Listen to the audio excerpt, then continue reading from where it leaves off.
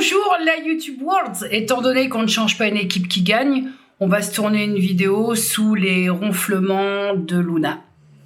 Voilà, Boubou est dans la place. Comme chaque année, depuis quelques années que je suis sur YouTube, je sais pas si je l'ai tournée tous les ans cette vidéo-là, mais en tout cas, comme chaque année depuis quelques années, on va passer à la vidéo bilan pour l'année écoulée. Donc un bilan 2025 avec, en seconde partie de vidéo, les petites envies. Je ne vais pas vous parler de résolution, mais les petites envies et les petits objectifs que je souhaiterais pouvoir atteindre, alors des trucs toujours très à portée de main, pour 2026.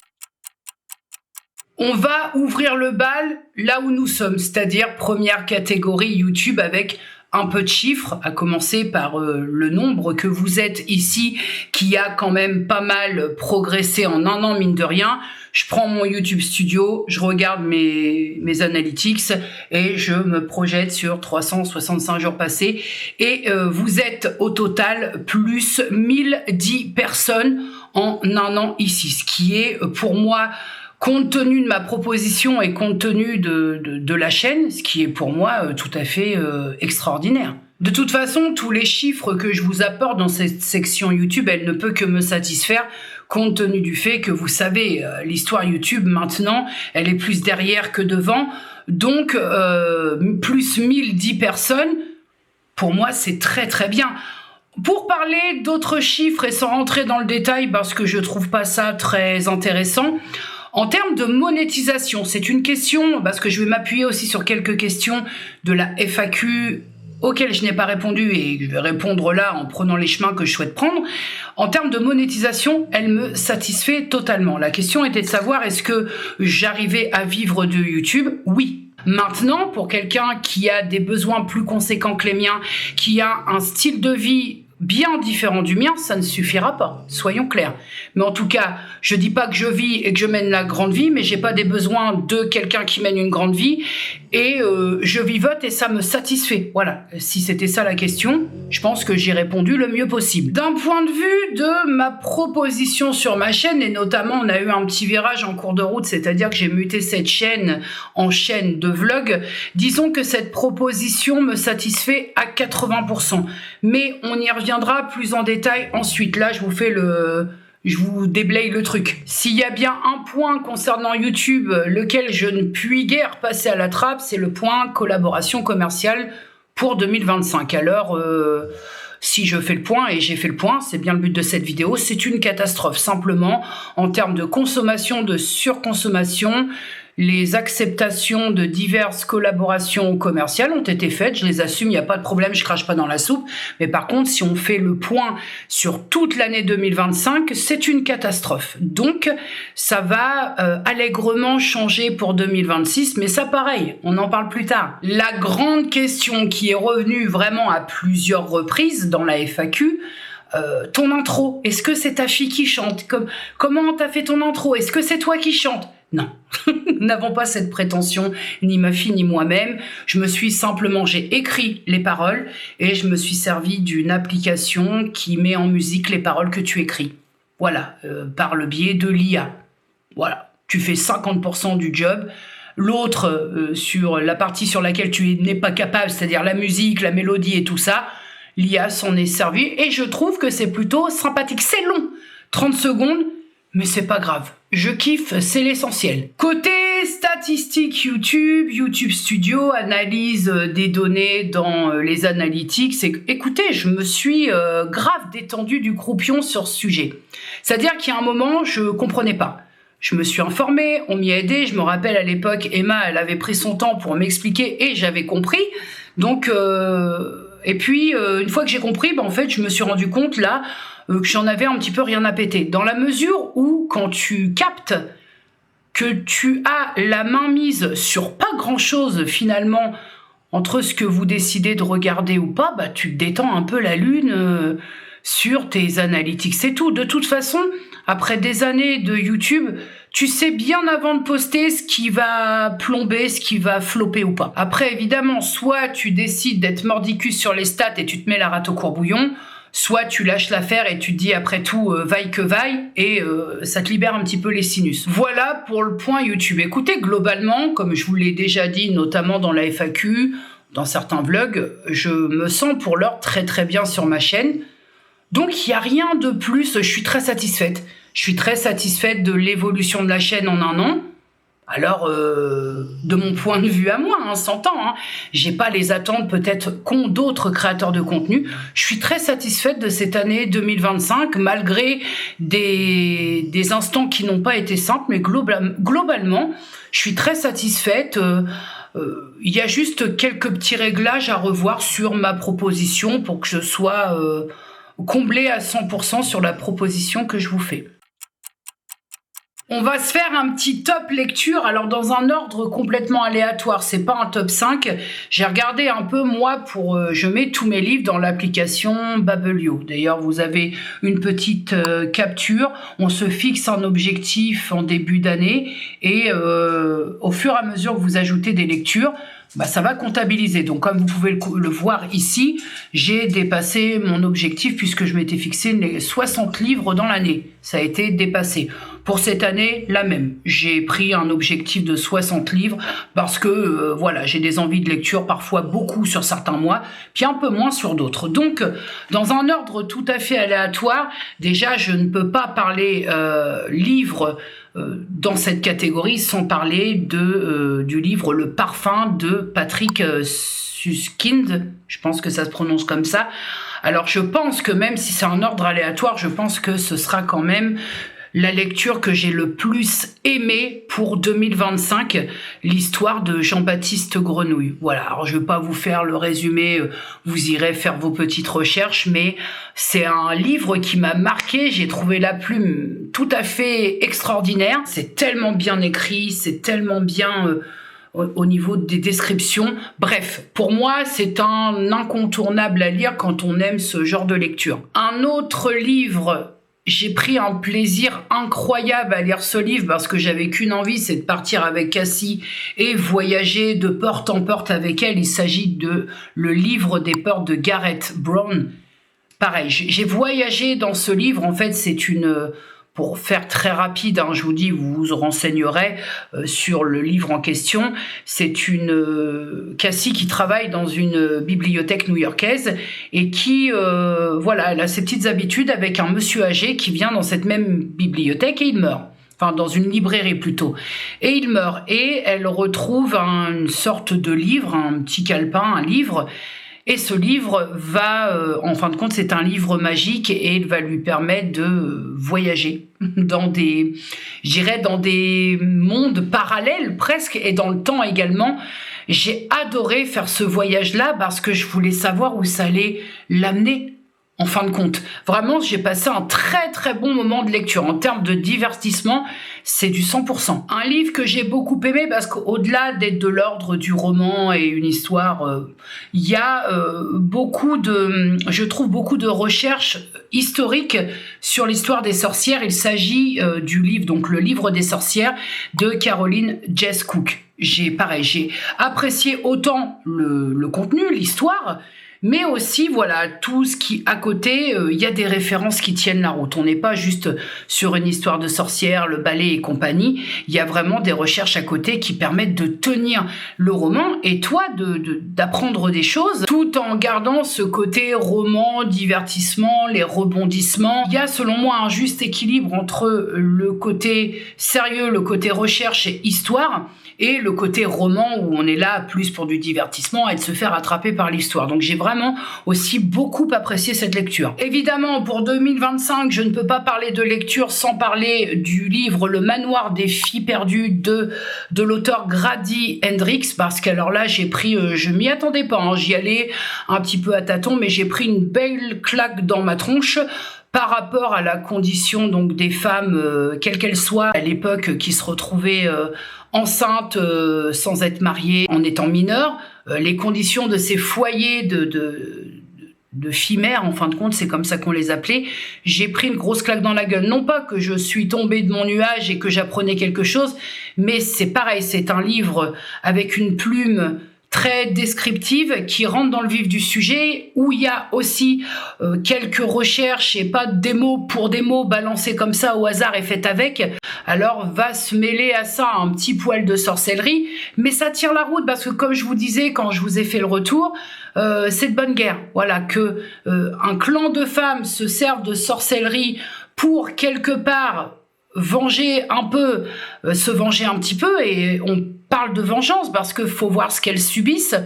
Bah, c'est de bonne guerre, sans juste retour des choses, je trouve. Le dernier de cette petite liste de 5, parce que là, pareil, je m'attendais pas à sortir de cette lecture avec wow.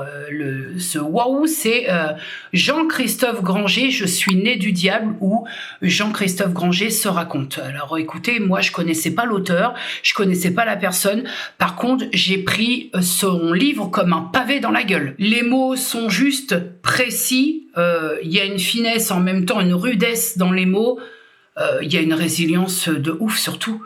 Enfin voilà, je trouve pour ma part que si je ne devais retenir que 5 livres, il y en a d'autres que j'ai aimé lire vraiment, mais si je ne devais retenir que 5 livres sur mes lectures de 2025, ce seraient ces 5-là.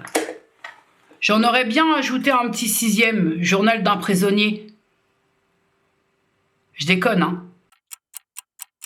Film et série pour l'année 2025. Alors là, vu la tendance actuelle, je vais me faire tomber dessus. Alors déjà, on va parler film. S'il n'y en a qu'un, bien que sorti en octobre 2024, moi je suis désolée, mais je l'ai découvert en 2025 sur Canal+. J'avais dit non, j'irai pas le voir, ça me dit pas, nanana. Et puis Canal+ a diffusé L'amour ouf. Clotaire Jackie, La famille. Je crois que j'ai regardé toutes les rediffusions sur Canal+, étant donné que là, il diffuse plus et il est plus disponible en replay, je l'ai acheté. Oui, mesdames et mesdames, j'ai acheté le vinyle L'amour ouf. Je ne me lasse absolument pas de ce film. J'ai beau avoir vu ce film peut-être 35 fois, je suis émue au même moment. Je suis prise au même moment, parce que bien c'est pas suffisant, cette scène entre Alain Chabat et Adèle Exarchopoulos, elle est formidable. La discussion entre père et fille, où cette scène, et puis il y a plein de scènes en fait, à la fin, quand elle se farcit le patron, on aime bien. Ah non, dans ce film, c'est pour moi une grosse révélation. Alors, ça passera pas au-dessus des Rocky, entendons-nous bien, mais quand même, Clotaire et Jackie. L'amour ouf, pour moi, c'est ma révélation 2025. Pour ma série de l'année, vu qu'on est dans l'ambiance Stranger Things en ce moment, peut-être, vous attendez-vous à ce que je vous dise je suis à donf, c'est pas le problème. Sauf que pour moi, c'est pas ma série préférée de l'année. Pourquoi ? Parce qu'il y a la saison 1 en 2025 de Dexter Résurrection. Dexter, pareil, Dexter, la famille, le sang de la veine fémorale profonde, c'est le cas de le dire. Une série dans cette première saison de Dexter Résurrection, une série de quickage dans les règles de l'art. Et en plus, propre à Dexter, une série de quickages propres et cellophanés. Là où Dexter passe, rien ne dépasse. Je ne veux rien savoir. J'ai tout sens une fascination qui peut être très dérangeante pour ce personnage de Dexter parce que je trouve que il a des circonstances atténuantes. Un bon quicker doit savoir quicker son prochain, quicker en l'occurrence, un quicker qui quick des quickers sans vergogne, mais un bon quicker qui quick des quickers salopards. Moi je dis, ça se discute, parce que la différence entre un bon et un mauvais quicker, le bon quicker, il va quicker à bon escient, et le mauvais quicker, il va quicker, mais tu sais pas trop la quick où elle se situe. Vous avez la ref ? Non, faut admettre que même si Stranger Things, je suis à fond dedans, j'ai trouvé cette série merveilleuse, mais j'ai presque... je pourrais m'acoquiner avec un... finalement c'est l'histoire de ma vie, mais je pourrais m'acoquiner avec un mec comme Dexter, quoi. Je trouve qu'il défend... Enfin, je veux dire, à un moment, faut se dire des vérités, là. Léon Prater, si vous avez vu Dexter Résurrection, franchement, je suis désolée, mais c'est mérité, hein. Enfin, je veux dire... ouais, je veux dire, Dexter, il fait pas... Enfin, c'est pas le mec qui, genre, va parler pour rien dire, quoi. J'aime bien ce côté un peu intelligent, posé, taiseux... Après, j'aime moins le côté quicker. C'est vrai que ça, c'est chiant. Ça peut être chiant au quotidien, mais bon, il est différent, quoi. C'est pas... tu compares pas un Jeffrey Dahmer ou un... Ed Gein, oh là là là là là là là, la série détestée de l'année, c'est Ed Gein, hein. Ah. Moi, vous m'excuserez de vous demander pardon, mais je préfère à la limite côtoyer un mec comme Dexter où si je suis pas un enfoiros, il y a pas trop de risque de quickage, qu'un mec comme Ed Gein qui peut me transformer en chaise si l'envie lui prend. Non, mais vraiment, enfin, je veux dire, je sais pas vous, mais moi... Après Dexter Résurrection saison 1 et j'attends la saison 2, les deux dans ma balance personnelle, c'est donc Stranger Things et Squid Game. Je crois malgré tout que Squid Game va en top 2. Hein. Je suis désolée de vous décevoir parce que tout le monde est... Ouais, Stranger Things, moi c'est top 3, voilà, très bien, mais par contre, ça passe pas pour moi, et heureusement nous n'avons pas tous les mêmes goûts, ça passe pas au-dessus de Dexter, c'est pas possible, ça n'existe pas dans mon monde à moi.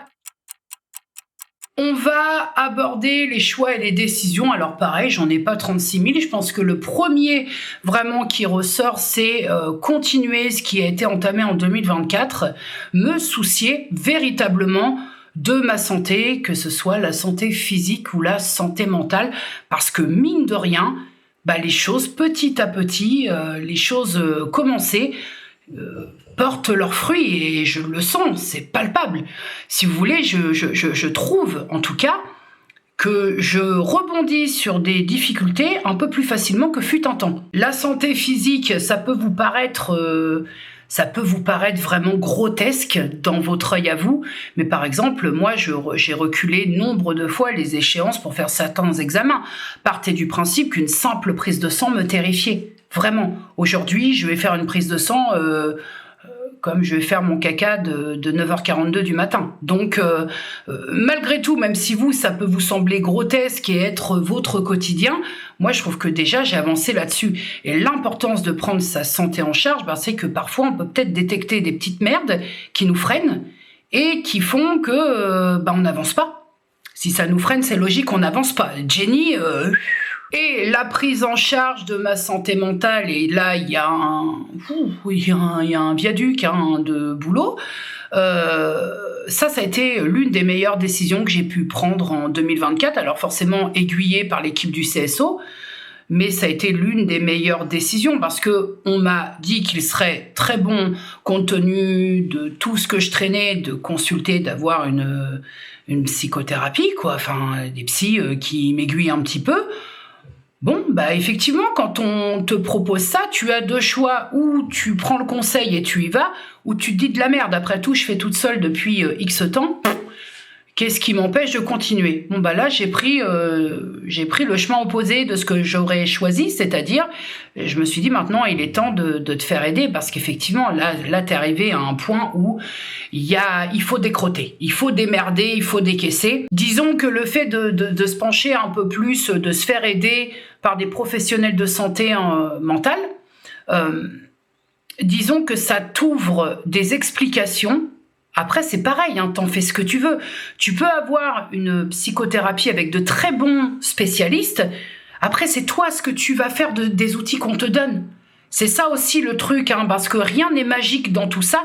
C'est tes décisions, c'est ce que tu vas faire de tout ça qui va aussi aider à avancer. On t'ouvre des portes, on te donne, comme moi, il y a eu l'identification officielle de l'hypersensibilité. Alors, je suis pas brotie, je me doutais qu'il y avait des petites secousses sous-jacentes, mais quand on te le dit et que tu fais les tests et que là, bam, c'est bon à savoir et en même temps, c'est pas très bon parce que après, il faut éviter ce processus de tout foutre derrière ça. Donc c'est un travail supplémentaire qui s'ouvre, mais là en pleine connaissance de cause. T'avais une porte, t'avais une serrure et t'avais pas la clé. Là on te file les clés. Et donc ce qui induit que, parce que ça va suivre quand tu as tout ça, moi l'autre choix, l'autre décision que j'ai prise en 2025, mi-2025, c'est de ne plus accepter qu'on minimise mes émotions, mes ressentis, mes craintes, mes peurs, parce que je fais pas ça pour emmerder le monde. C'est comme ça, je tente de faire au mieux, mais je ne veux plus accepter qu'on minimise ou qu'on essaye de faire taire ce que je ressens.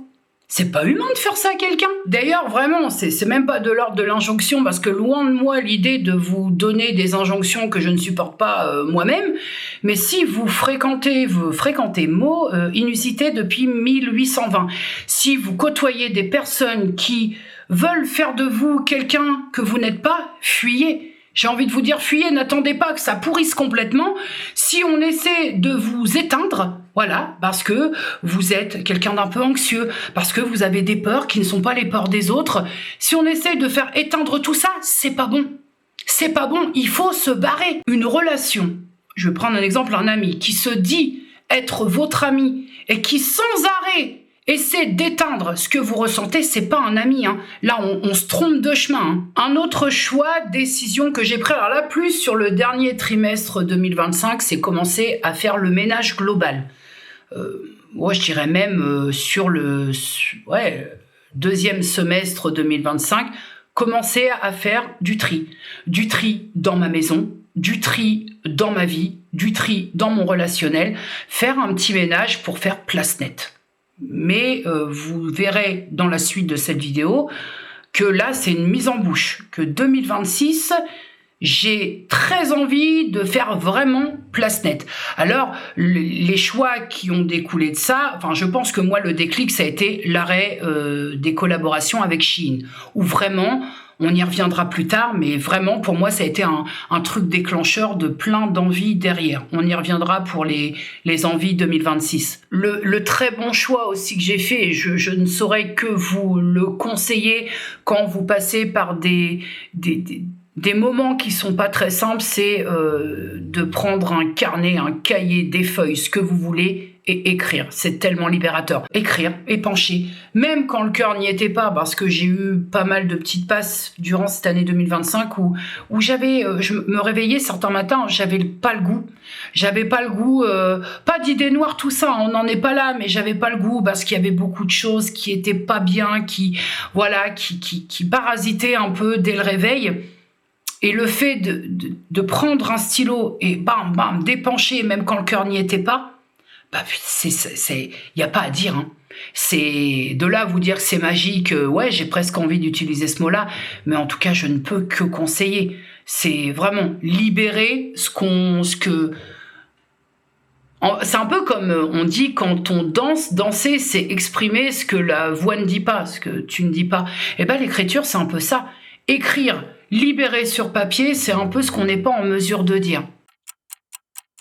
Mes petits bonheurs 2025, un peu de positivité, merde, dans ce monde de brut. Déjà, il y a un premier moment où tout s'est un peu centralisé sur cet été. Et en plus, c'est assez incroyable parce que c'était vraiment, j'ai pas passé un été au top du top.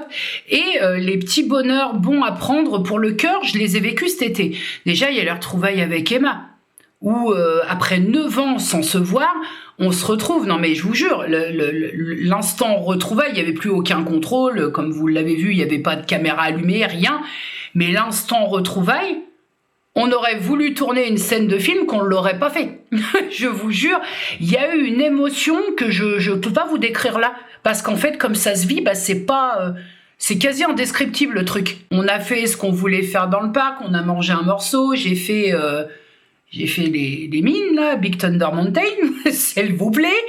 Et après, franchement, on s'est posé facilement, j'ai envie de vous dire, 3 heures à l'entrée du parc avec la musique de fond Disneyland Paris. Et on a papoté, discuté, sans s'arrêter. Il n'y avait pas de blanc. Des moulins à parole. Et on s'est fait arroser. Écoutez, on s'est fait baptiser, non, mais n'empêche que ça nous a même fait rire. On s'est pris une trompe d'eau sur le coin de la gueule. Je vous l'ai dit, la François Hollande de la sortie, c'est moi. Après, vous inquiétez même pas, hein, moi je la pisse, tes mains. Si elle est dans le coin en 2026, genou dans le sac ou pas, viens par ici tout de suite. Un autre moment de bonheur, même si ce moment-là était quand même fait dans la fragilité, qui va vous paraître cucu. D'ailleurs, Gwen va sûrement m'envoyer un colis piégé plein de merde suite à ça, mais je le pense, donc je vais le dire. C'est le moment où cet été, je suis allée retrouver Gwen après sa passe difficile, où elle était encore en hospi et elle sortait quelques jours après, où je suis allée passer une journée à Amiens avec elle. La vérité, je vais vous dire ça comme je le pense, ça a commencé, on s'est pris un petit déjeuner toutes les deux. Et en fait, dans ma tête, je lui ai pas dit parce que toutes les deux, on est assez pudiques sur les mots, on est assez pudiques. Mais j'ai pris, elle était en face de moi, déjà je lui ai dit, t'es trop belle, voilà, on sentait qu'elle était fragilisée, enfin je veux dire, voilà, elle sortait elle sortait, et encore, elle était en plein dedans, j'ai envie de vous dire. Mais je me suis dit, je suis en train de prendre un petit déj avec ma pote et elle est vivante, quoi. Et là, tu te prends pendant quelques secondes l'importance des petits moments simples comme ça, l'importance parce que tu te dis, c'est précieux. Je retrouve ma pote et qui plus est vivante. Donc, tu prends la mesure de l'instant parce que c'est un moment que j'aurais peut-être, c'est un moment peut-être que j'aurais plus jamais vivre si les choses avaient tourné autrement, vous voyez? Donc c'est un moment fragile mais de bonheur parce que j'étais en train de passer un moment simple avec ma pote qui me parlait, enfin vous voyez, je pense que vous comprenez ce que je veux dire, c'est pareil, c'est difficilement explicable. Et finalement, des moments simples comme ça devient des instants hyper précieux, promenade, ortillonnage, une merveille, discutaille, disquaire. Voilà, et tu prends, c'est là où vraiment tu apprécies les petits moments simples comme ça, parce que tu sais pas. C'est pour ça que je vous dis, profitez des moments simples de bonheur parce qu'ils sont précieux, mais parce que c'est ça en fait, on sait pas. Et évidemment, l'un des moments de bonheur absolu pour moi, parce que qui dit bord de mer dit Jenny est dans la place. Nous sommes partis en vacances dernière semaine de juin, première semaine de juillet, dans un camping désolant, mais par contre, qui avait le mérite d'être un accès à la mer à 50 mètres. Rien que pour ça, je retournerai quand même pas dans ce camping-là, mais rien que pour ça, c'est-à-dire que j'ai pu prendre des photos absolument magnifiques. En fait, j'allais là-bas, ça allait virer le pourri. Ça faisait l'effet chasse d'eau, le ressac, la chasse d'eau, c'est ça. Je repars, quoi qu'il en soit, je repars toujours plus légère, version imagée quand même, d'un bord de mer. Dans ma tête, je repars plus légère. Je laisse pas mal de dégueulasseries là-bas. Voilà, je fais le vide, chasse d'eau. Et c'est des petits moments de bonheur, comme je vous l'ai dit, les petits moments où je vais m'installer à une terrasse juste face à la mer avec ma fille, on discute, on mange un morceau, on boit un petit coup de Schweppes, faut faire préciser. Voilà, malgré le camping pourri ou qui était bardé de gens qui ne géraient pas leur descente d'alcool, j'ai apprécié ces moments-là. Voilà, tout ne fut pas perdu. Évidemment, je vous passe les moments avec les miens en famille, des personnes qui sont mes essentiels, puisque ça coule de source. Mais c'est vrai que les petits moments de bonheur en 2025 ne sont pas très bruyants parce que les difficultés ont fait un peu plus de bruit. Voilà, mais il y en a. Pareil qu'il faut toujours tirer du positif de choses. En voilà. C'est une question qui est revenue aussi dans la FAQ et que j'ai décidé de traiter un peu plus en profondeur sur cette vidéo. Crise d'angoisse et santé mentale. Donc je vais faire un petit Un petit récap pour ceux et celles qui n'étaient pas là. Donc ça se passe le 31 mai au soir. Je suis déjà d'un naturel, moi, très anxieux, anxiété anticipative. J'ai tendance à avoir peur sans même être dans la situation. Mais ça, c'est pas nouveau. Si vous êtes là depuis pas mal de temps, vous le savez. À vrai dire, c'est pas quelque chose que je cache. Et normalement, c'est pas quelque chose que les gens découvrent. Il s'avère que ce 31 mai au soir, je suis sur Paris. Et ce 31 mai, il y a un gros match PSG qui fait que la veille, alors que j'étais encore sur Rouen, il y a quand même pas mal de messages de supporters parisiens qui préviennent que ça va être le bordel, que si le PSG gagne, ça va partir en couille et tout. Donc moi, petite Rouennaise que je suis, petite provinciale que je suis, j'ai quand même tendance à écouter un petit peu les personnes qui sont au cœur du problème et qui expliquent que prudence. Donc, commence un petit travail. Donc, voilà. Bon, bref, ce qui se passe après en interne ne regarde que moi. Mais je vais quand même à Paris. Vous voyez, j'ai même vlogué, vous voyez mon arrivée donc au château de Versailles où je suis. Franchement, les transports matinaux se sont très bien passés, pas d'encombre tout affilé. J'arrive à Versailles, fingers in the nose. Ça se passe très bien. J'arrive devant Versailles. Ouah, je trouve ça trop beau au loin et tout. Bref, ça se maintient. Bon, la journée se passe, elle se passe comme elle doit se passer. Le soir, on repart en Uber et j'ai devant moi ce que je craignais, c'est-à-dire une horde de mecs masqués, torse-poil, se rapprochant dangereusement du véhicule. Et dans ma tête, en fait, je me dis, qu'est-ce qui se passe si les mecs ils décident de s'en prendre à la bagnole? Et là, j'ai un gouffre. Je ne sais pas expliquer donc ce qu'on appelle une crise d'angoisse que je n'avais jamais fait à ce point auparavant. C'est incontrôlable. Donc, je me réfugie dans Gwen qui ordinairement n'aime pas le tactile, mais là, elle a dû capter que j'étais vraiment pas bien. Je me cache dans Gwen. Gwen qui me dit « T'inquiète, ça va aller », qui a des paroles hyper réconfortantes. Mais bon, je suis dans ma crise d'angoisse et quoi qu'il en soit, il faut vite qu'on se barre de là pour que je reprenne le dessus. Donc, suite à ça, je m'excuse platement de tout ça, j'ai honte de cette crise d'angoisse, je culpabilise à mort, bref, je repars avec les glands d'ici, une certaine détestation bien prononcée pour la ville de Paris. Voilà, en gros, ce qui se passe. Le lendemain, donc le lundi, je crois le mardi, je sais plus. Je contacte la psychiatre qui m'avait déjà prise en charge quelques mois auparavant et je lui dis que j'ai besoin de lui parler, de lui faire part d'une situation que je trouve assez délicate et plutôt urgente. Et donc, elle me contacte dans la foulée. On a un échange. Et de cet échange, il en ressort qu'elle me rassure, mais elle me dit « Mais est-ce que vous vous rendez compte? On va remettre un petit peu l'église au milieu du village. Ce que vous me racontez là, c'est pas de l'anxiété, c'est pas de la crise d'angoisse pour de la crise d'angoisse illégitime, c'est de la peur. Parce que vous étiez dans une situation exceptionnelle qui... quelque part, explique la peur. On n'est pas dans une angoisse injustifiée. » Tout se reparamètre un petit peu et je me dis, effectivement, en fait, j'ai eu très peur. Alors peut-être que j'ai une réaction disproportionnée derrière, certes, mais je ne suis qu'une petite provinciale dans ma province où quand il y a un match de foot à Rouen, ça se passe pas comme ça. Je lui explique que, je culpabilisais quand même par rapport à la réaction, que j'ai présenté mes excuses aux personnes avec qui j'étais, et elle me répond très simplement, on ne présente pas ses excuses parce qu'on se sent mal, parce qu'on a peur. Et si votre entourage ne le comprend pas, c'est à lui de présenter ses excuses. Ouah, je prends une deuxième claque derrière la couenne, là, où je me dis, je suis à côté de la plaque, en fait. Histoire 2, elle me prescrit de l'alprazolam, elle me dit, en cas de crise comme ça, elle me dit, prenez ça de façon très ponctuelle, parce que, c'est pas sympathique.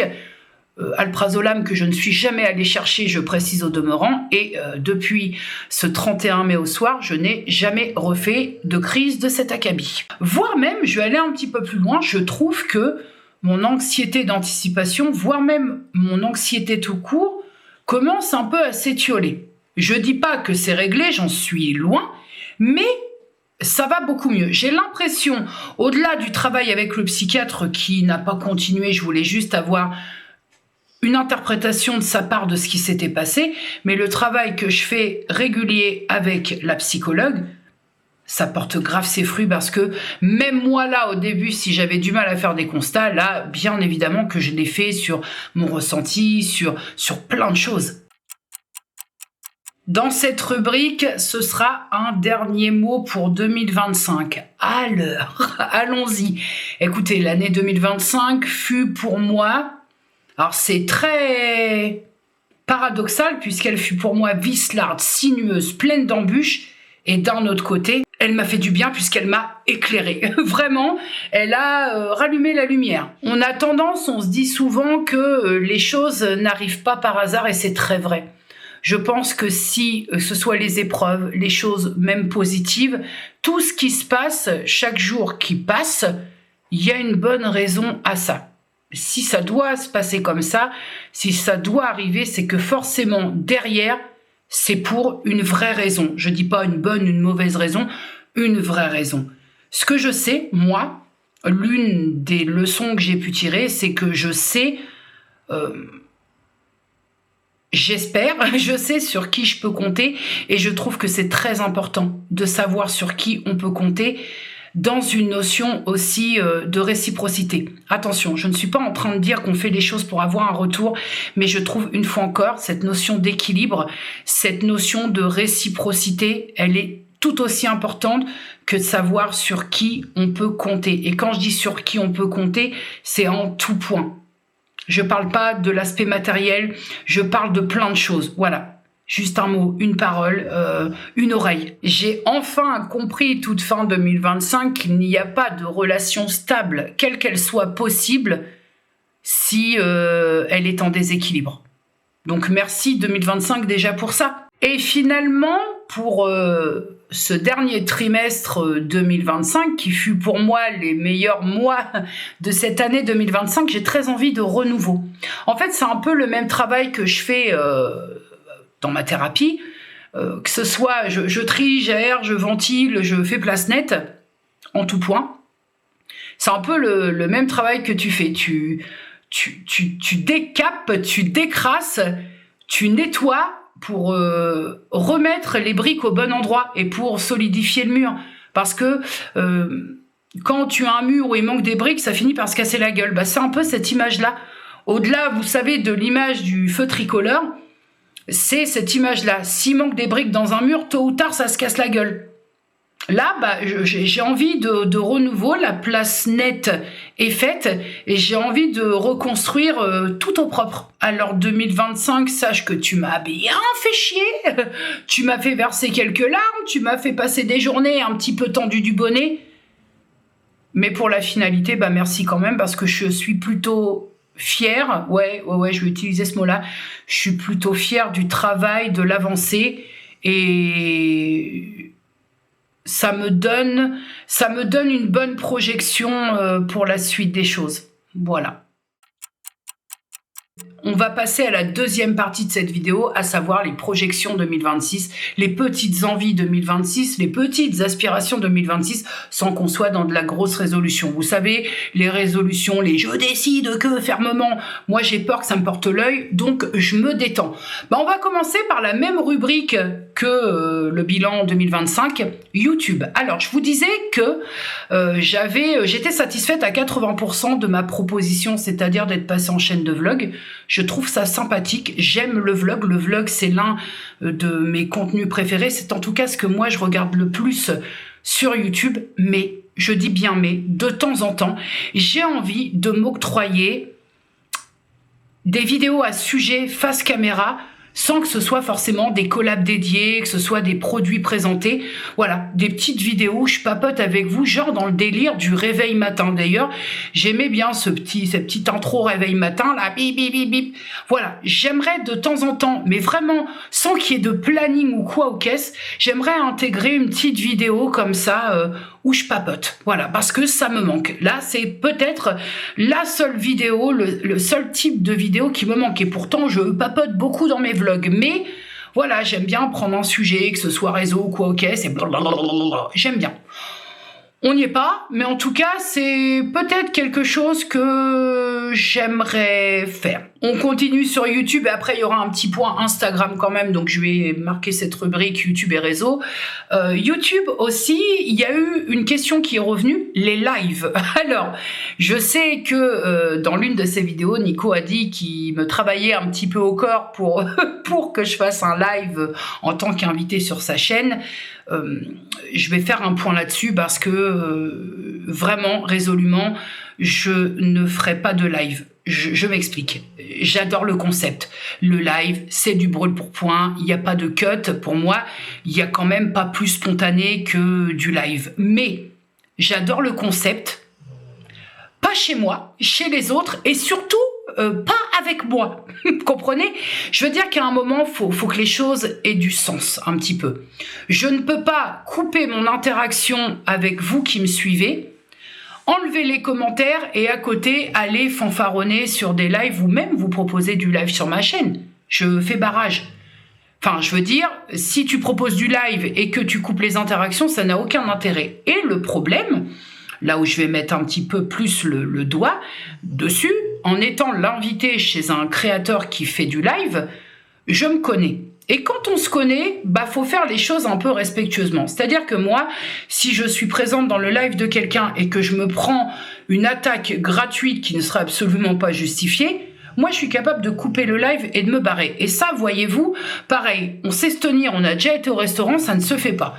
Soit on part du principe qu'on accepte d'être en live et on accepte ce qui va avec, donc ça veut dire qu'on doit accepter hypothétiquement de s'en prendre une ou deux, voire 3-4 à travers de la gueule. Et moi, ça, je n'accepte pas.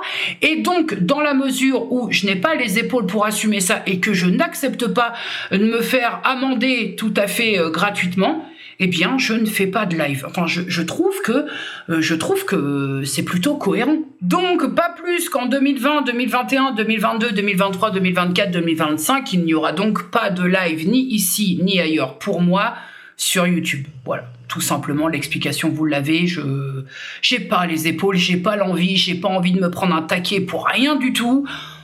On va se préserver, on continue sur cette lancée.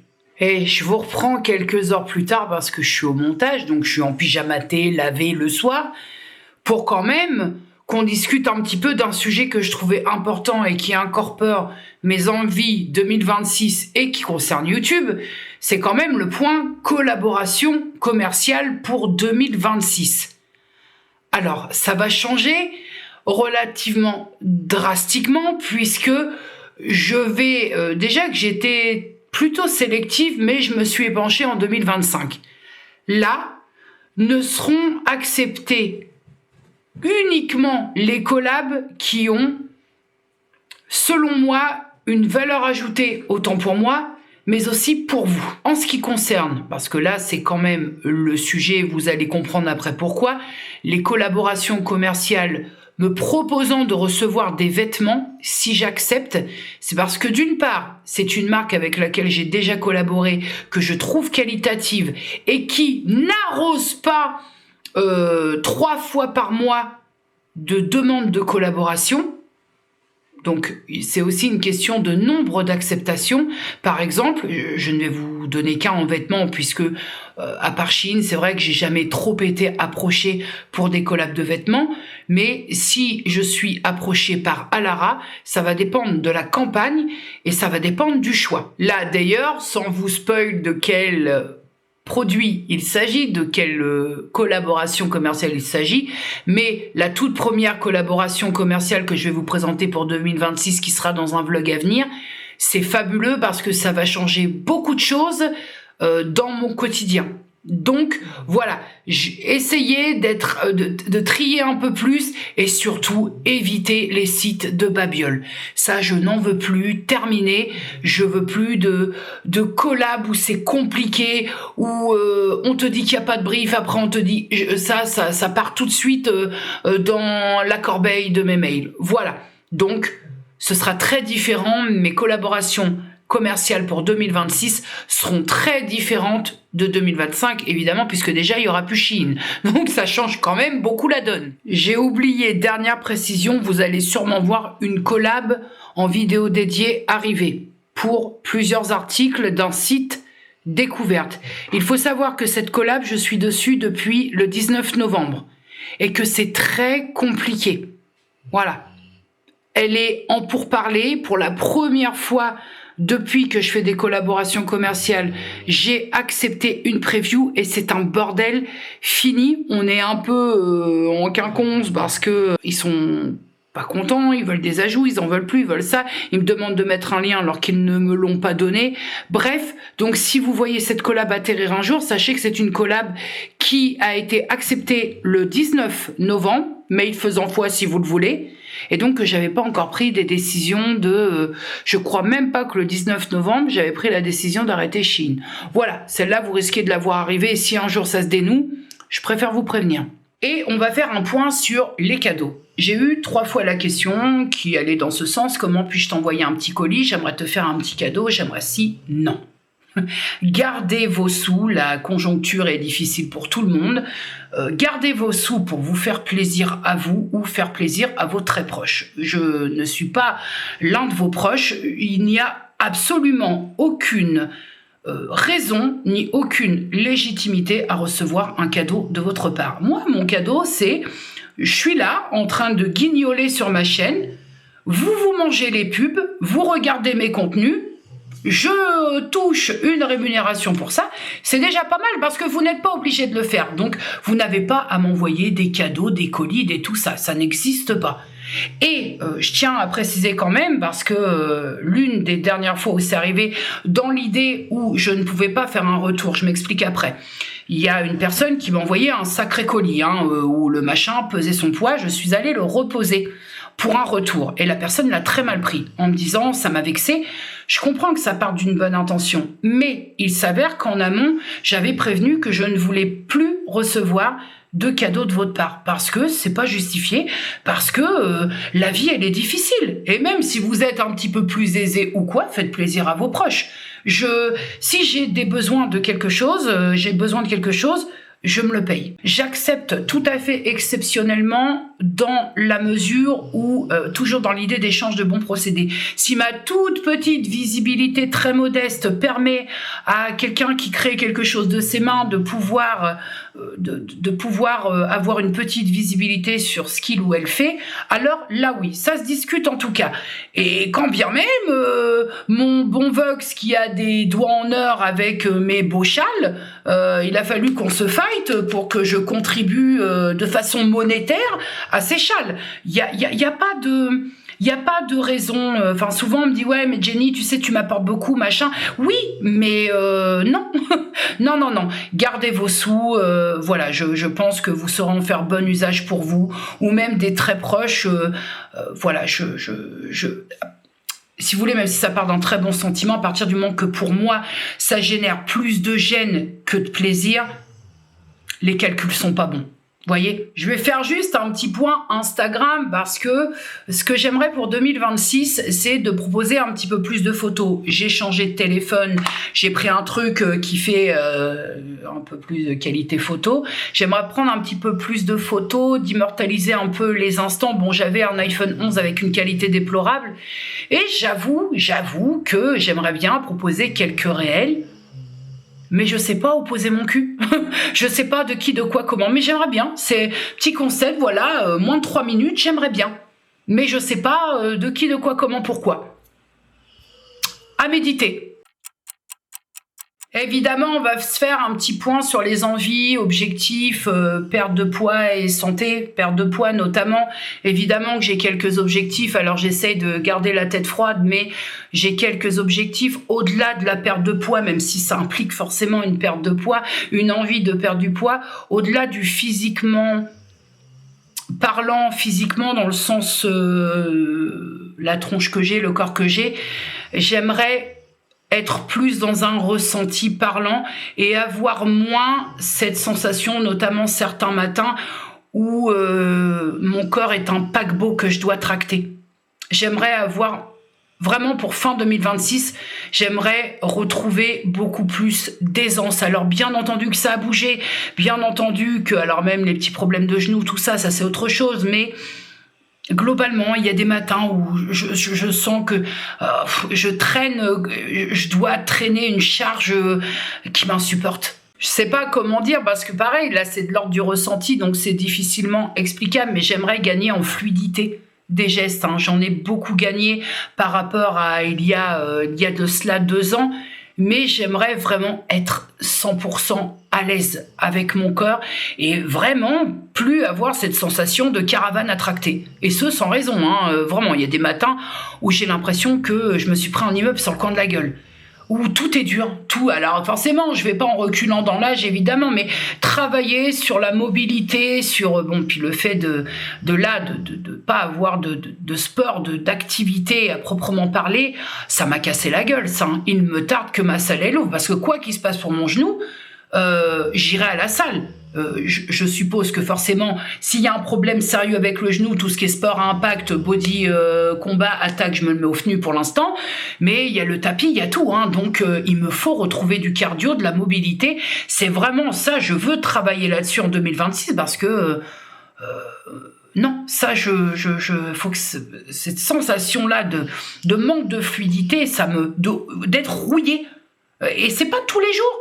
Mais certains matins, j'ai l'impression que j'ai passé la nuit dans un congélateur. J'ai pas d'objectif poids à atteindre et je n'en veux pas. Je n'y tiens pas. Je vous ai dit toujours dans une idée de peur de se porter l'œil, je veux pas me fixer d'objectif. L'objectif, ce sera surtout pour moi, hein, vraiment, hein, au-delà de ce que m'affiche la balance, ce sera visuellement. Voilà, visuellement et au ressenti. Visuellement, comment je me vois alors c'est compliqué parce que le visuellement, il est... Mais moi, ce qui m'importe, c'est mon œil à moi. Hein. Ce que les autres pensent maintenant, ça j'ai bien avancé là-dessus aussi, mais ce que l'autre pense de mon corps, je m'en contrecarre. C'est son problème, pas le mien. Ce qui compte, c'est ce que moi je vois dans mon œil. Voilà ma jauge à moi, au-delà des objectifs, perte de poids et tout.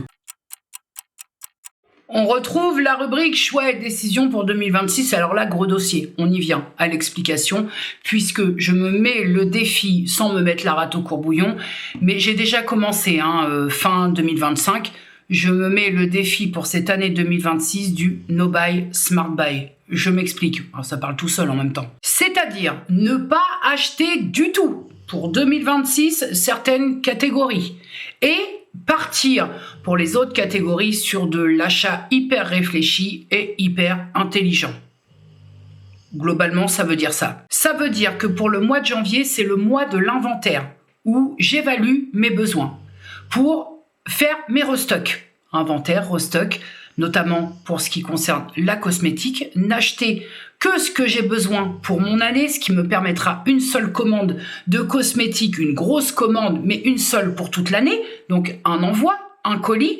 Et ce que je peux aller chercher en boutique, aller en boutique plutôt que de le commander. C'est-à-dire que j'ai un peu un Aromazone à Rouen qui est plutôt bien fourni, mais non, moi je me fais chier à commander sur le site alors qu'ils ont rien sur le site, par exemple. Donc là, ça va être intéressant parce qu'il va s'agir d'évaluer mes besoins, mes vrais besoins, parce que ma cosmétique, c'est un besoin, hein, c'est pas de la fioriture. Hein. Moi, j'ai besoin de temps pour moi et ça passe par mes soins. D'évaluer mes besoins pour être au plus juste et ne pas commander de soins pour ma peau de toute l'année. Bien évidemment, la catégorie où je me refuse catégoriquement, où je suis dans le no-buy, c'est les vêtements. Vous vous doutez, je suis passée en grosse phase de tri vêtements. Vraiment, là, j'ai des ventes à faire sur Vinted, c'est indécent. Il me reste, je crois, une dernière mise à plat avant de me débarrasser de tout. Et l'argent que j'ai récolté auparavant de mes ventes Vinted, plus ce que je vais hypothétiquement récolter là, ça va me servir pour faire mes restocks pour l'année. Ce qui fait que ça ne va pas du tout entacher mon budget. C'est merveilleux. Mais en fait... Là, il n'y a que celles et ceux qui sont là depuis pas mal d'années sur YouTube. L'idée, là, cette idée de No Buy, Smart Buy, c'est juste un retour aux sources pour moi. Parce que avant, c'est-à-dire que certaines m'ont connu parce que je créais ma lessive, je faisais beaucoup de DIY, je faisais mes shampoings, je n'étais pas dans la création de besoins dont je n'avais pas besoin. J'étais comme ça avant la profusion.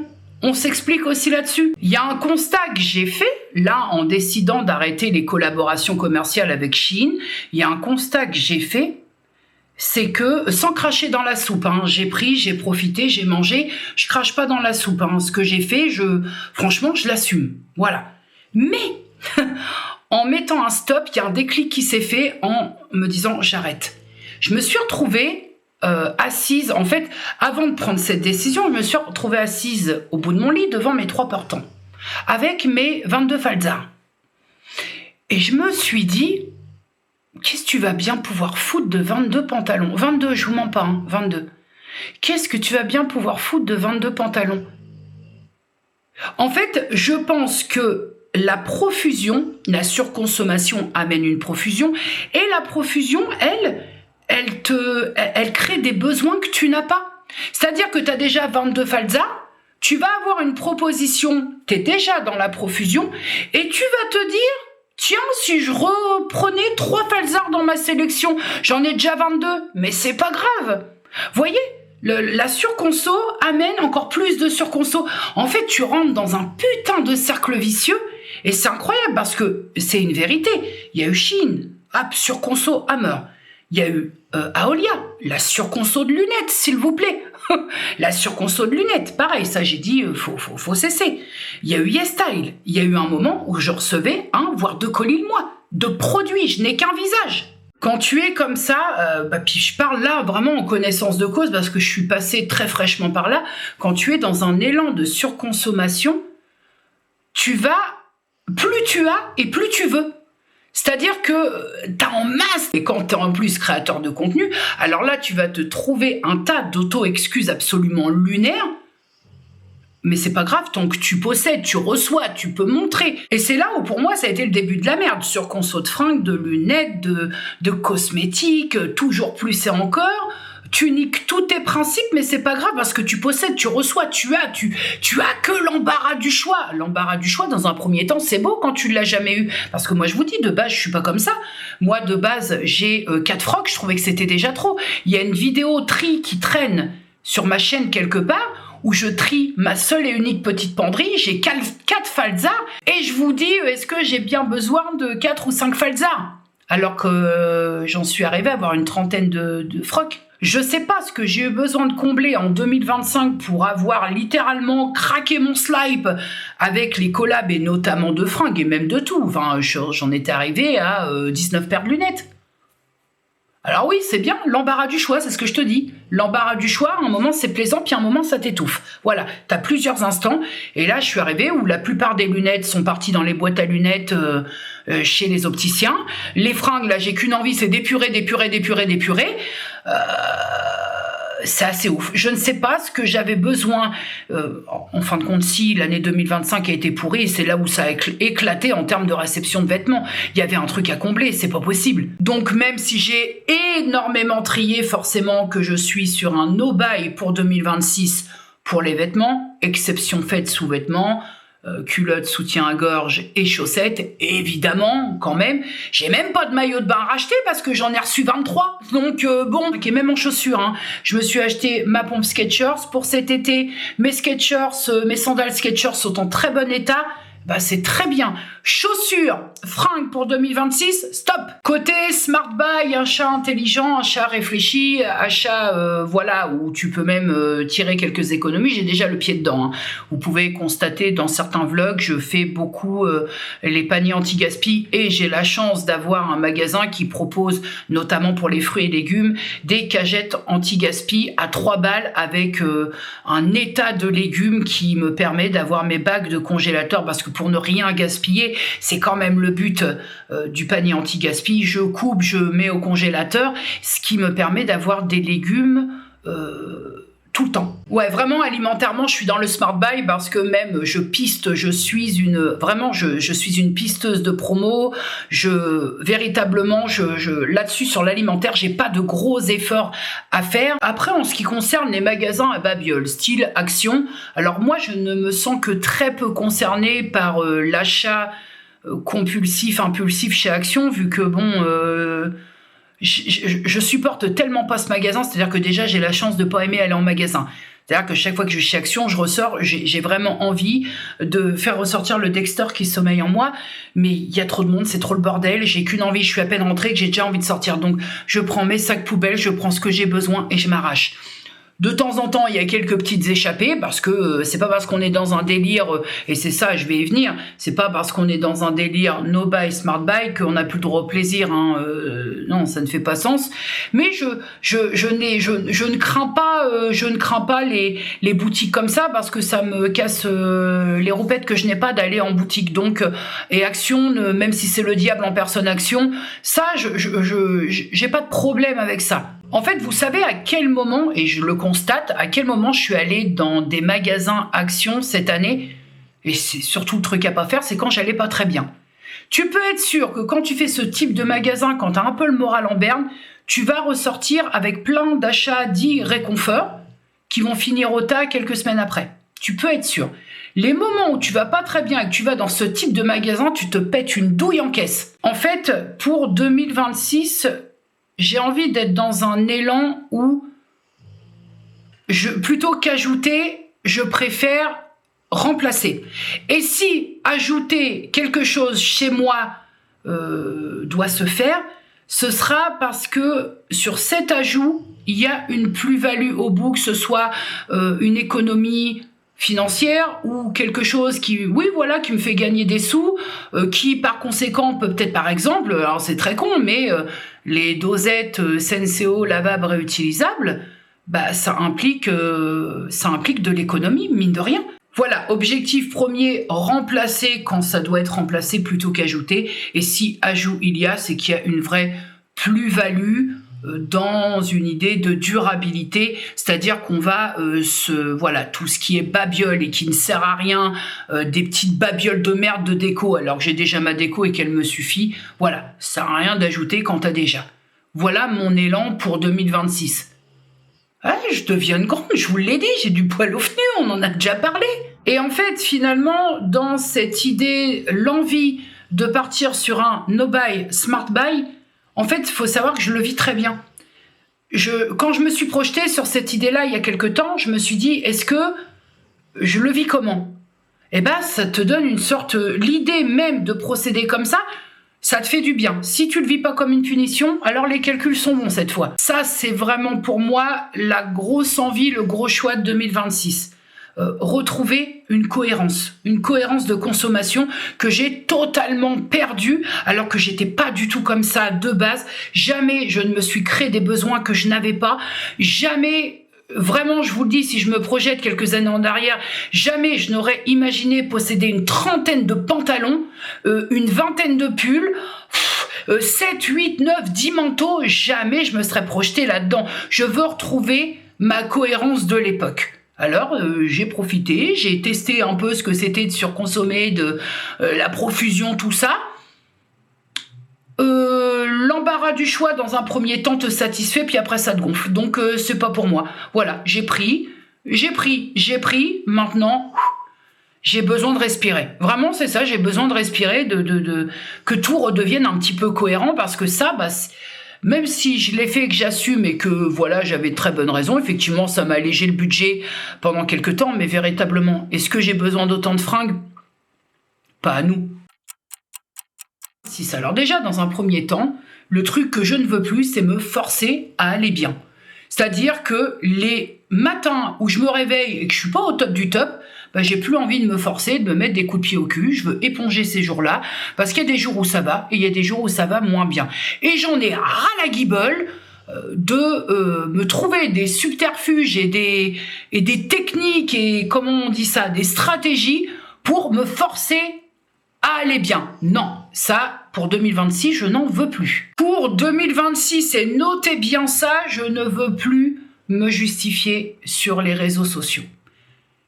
Quel qu'il soit. Je ne veux plus me justifier face à des mots de personnes qui, de toute façon, peu importe l'explication et la justification que tu vas fournir, elles, leur scénario s'arrête pas plus loin que le bout de leur nez.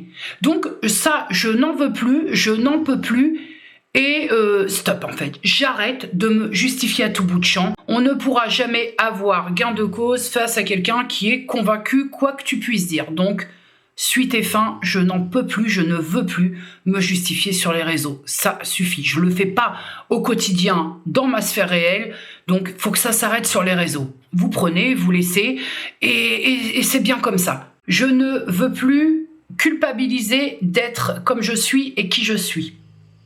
Ce qui revient à dire que si je suis considérée par les personnes avec qui je relationne comme le boulet des sorties, comme la casse-couille de service, que mon anxiété est pesante, que c'est lourd à vivre, déjà, dans un premier temps, dégagez-moi. Enfin, je veux dire, il y a une solution très simple. Je ne te supporte plus, on n'attend pas que ça pourrisse et que ça devienne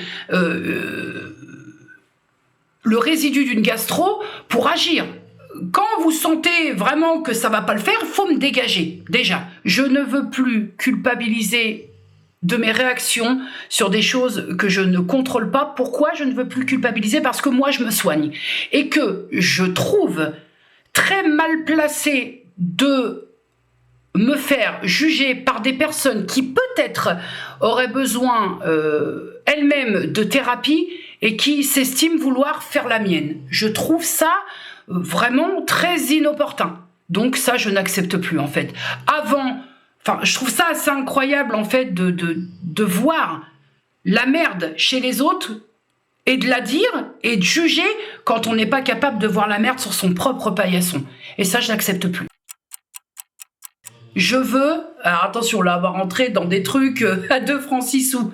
Je veux arrêter de me ronger les ongles et croyez-moi, on est sur la très bonne voie si je puis me permettre. Regardez, ça pousse, en silence, ça pousse. Je veux me faire jolie, au minimum, il faut que je respecte au moins une fois la semaine. Qu'est-ce que j'appelle me faire jolie, me pimper, me servir de mon maquillage, me faire du coiffu, m'habiller. Et même si je sors pas, faut que je me fasse violence. Je veux, une fois dans la semaine, me regarder dans le miroir de ma coiffeuse et me dire « Ça va, ça va ». Je veux, pour 2026, tant que faire se peut, de l'équilibre dans tout.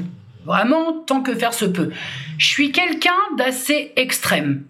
Et si vous voulez, j'aimerais capter le moment où c'est bancal. Dans plein de domaines. Le moment où c'est bancal pour rectifier. Le problème quand tu es quelqu'un d'assez extrême et que tu pousses les trucs au bout, c'est que le moment où tu captes, on est déjà dans l'irrécupérable. C'est ballot. Pour 2026, comme expliqué précédemment, j'aimerais retrouver une cohérence de consommation. J'aimerais simplement redevenir comme à une époque. J'ai même très envie d'à nouveau m'équiper en matières premières pour refaire mes shampoings solides. C'était ma passion. Mais pourquoi j'ai arrêté ça? J'adorais faire mes petits shampoings, mes petites poudres. Vous vous rappelez, pour ceux qui étaient là il y a longtemps, dans mon placard derrière moi, il y avait plein de bocaux, mes poupes de guimauve, tout, plein. Et je faisais mes shampoings, j'avais les moules, j'avais les petits fouets, j'avais tout.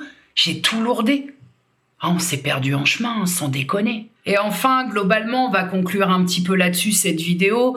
Je voudrais, pour 2026, vous faire un bilan à la fin de l'année où je vous dis que mon travail sur le aller mieux est en train de porter ses fruits, que tout se stabilise un peu, que je me sens mieux dans mon corps, que voilà, que les choses globalement, que l'année 2026 c'est plutôt bien passé. J'aimerais avoir un bilan très positif en fin d'année. J'aimerais vous dire dans le bilan 2026 que Boubou est encore en bonne santé. Ah ça va piquer. Fallait pas que j'aborde ça. Voilà, que Boubou se porte bien. J'aimerais... on peut pas ajouter du temps au temps, mais voilà, j'aimerais que Boubou garde sa bonne santé. D'ailleurs, que mes proches restent en santé aussi. Moi aussi, au passage, hein, tant qu'à faire, tant que tout le monde se porte bien. Voilà, et puis j'aimerais vraiment vous dire que je me sens mieux dans mon corps, délestée de quelques kilos et qu'y suis arrivée toute seule. Ce serait vraiment une... Alors, j'ai pas débarré seule, mais que finalement, j'y suis arrivée toute seule, sans aide médicamenteuse ou autre. Voilà, j'ai plein de petits espoirs comme ça, mais bon, vous savez, je suis d'un naturel pessimiste, moi. J'aimerais vous dire en fin d'année que je prends les choses un peu moins à cœur et que j'ai réussi à mettre du cœur pour ceux qui en méritent, vraiment. Mais ça, c'est pareil, c'est pas gagné, prendre les choses moins à cœur. Ah, quel boulot phénoménal! Mais bon, on est sur la bonne voie. Je veux continuer à lire, écrire, apprendre, m'éduquer, m'informer, m'éclairer sur plein de choses, des combats que j'avais pas, et j'aimerais bien m'instruire sur le sujet. Bref, j'ai très envie de faire place nette, de récupérer un peu ce que j'étais il y a bien longtemps. Et en même temps, garder ce bon truc-là, ce bon travail qui a été fait. Voilà, si on combine, ça peut donner quelque chose d'assez sympa. Ce que j'essaie surtout de vous dire pour finir, c'est que là, je vous étale tout ça pour essayer de me convaincre moi-même. C'est surtout ça l'histoire. On va faire ce qu'on peut. Au Laker et en avant 2026. Alors, très officiellement, puisqu'on est quand même dans une vidéo bilan, on clôt le chapitre 2025. On fait un reset, ça y est, ça c'est fait, on laisse ça derrière la porte. Et bienvenue à 2026, et sois gentil avec nous 2026. Hein. C'est bon, ça y est, on a donné. Quoi qu'il en soit, prenez-le comme vous le voulez, mais je vous présente mes vœux et essayez de passer une année la plus douce possible.